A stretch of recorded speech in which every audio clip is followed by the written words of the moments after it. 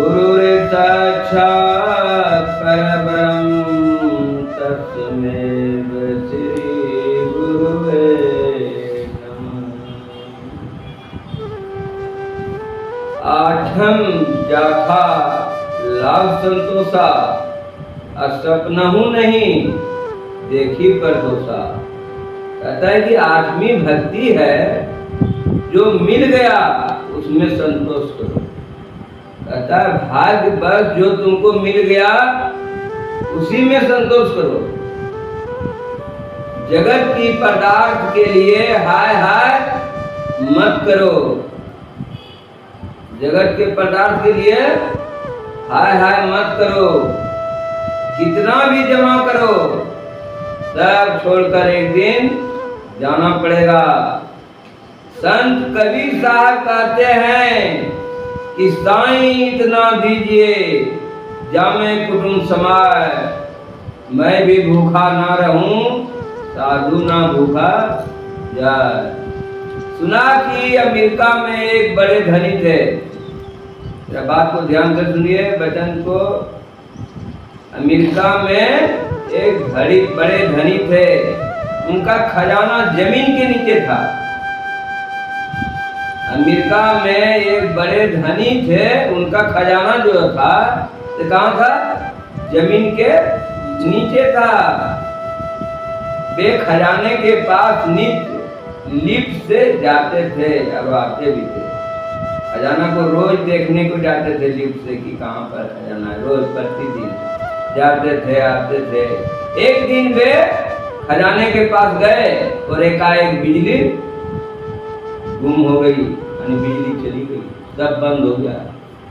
पंखा लाइट जितने भी था सब बंद हो गया। ऐसा हुआ कि उसका दम घुट गया और वहीं मर गया। खजाना के पास क्या कुछ ले गए वे?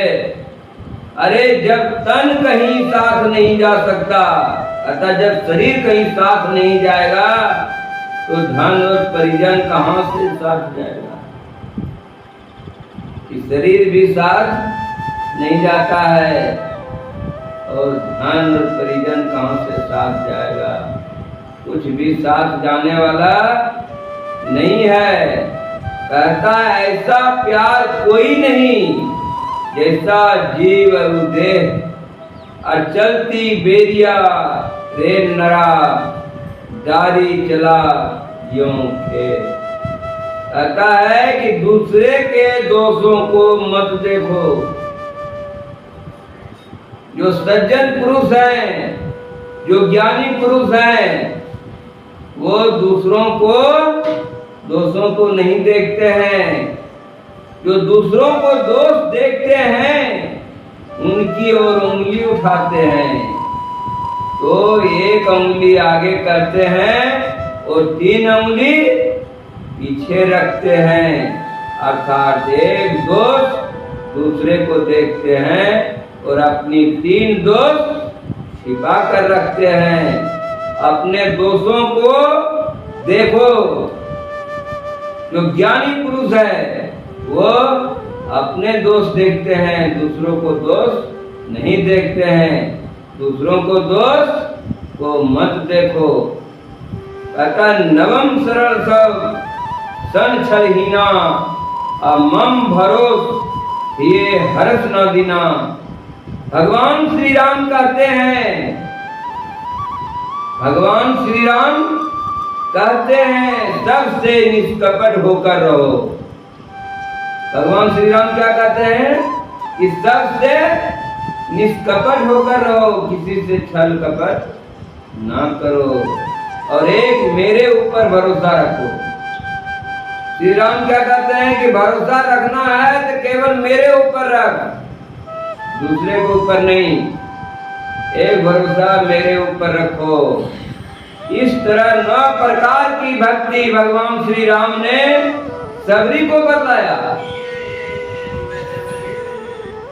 कहीं कथा सकल बिलोकी हरि मुख, हृदय पंद पंकज धरे।